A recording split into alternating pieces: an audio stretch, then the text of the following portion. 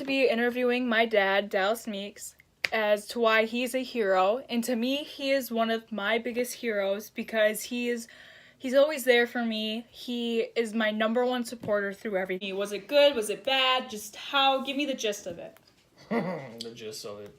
It was typical childhood for the area I grew up in. Why do you say that? Well, I grew up in the ghetto.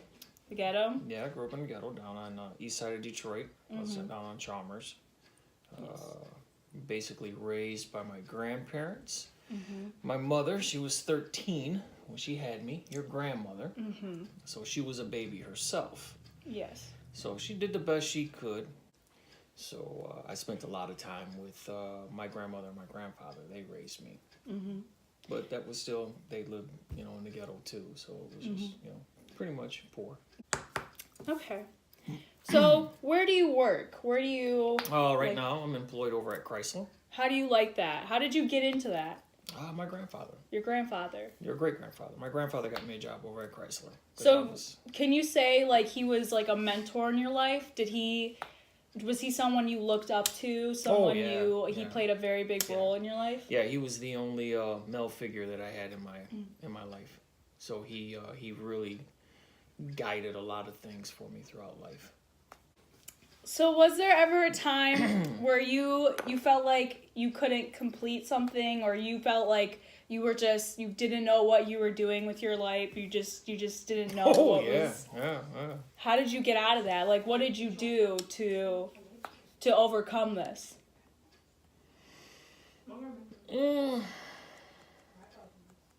That's a hard one. I got a job, that's for sure. You got to remember, growing up where I grew up, we were lucky. Most of us were lucky to see 18. Literally, if we were alive by 18, we were in jail.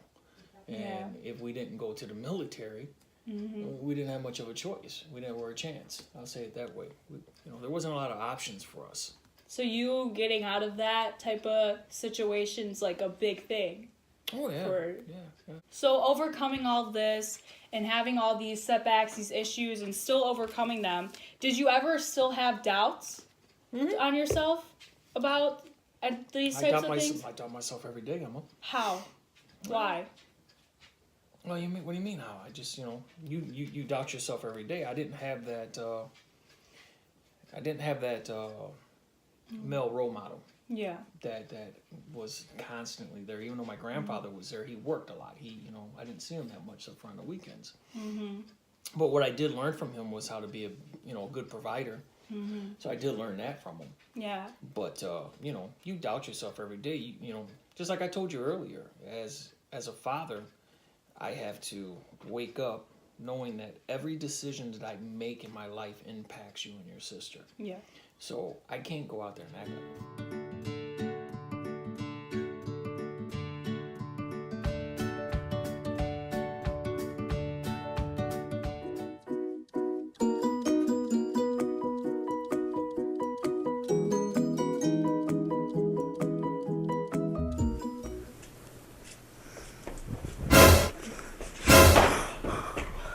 Are you okay? Do you think that was the right thing to do? Oh, yes, look at his neck. He's ugly as hell. Oh, no. We are nice to everybody here. This is a no bullying zone.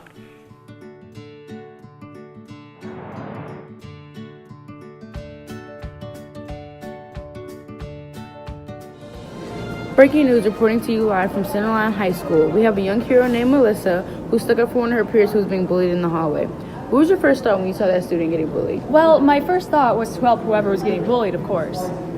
Were you friends with this person who was being bullied? No, but it didn't matter to me. Friends or not, I still would have helped them. It's the right thing to do.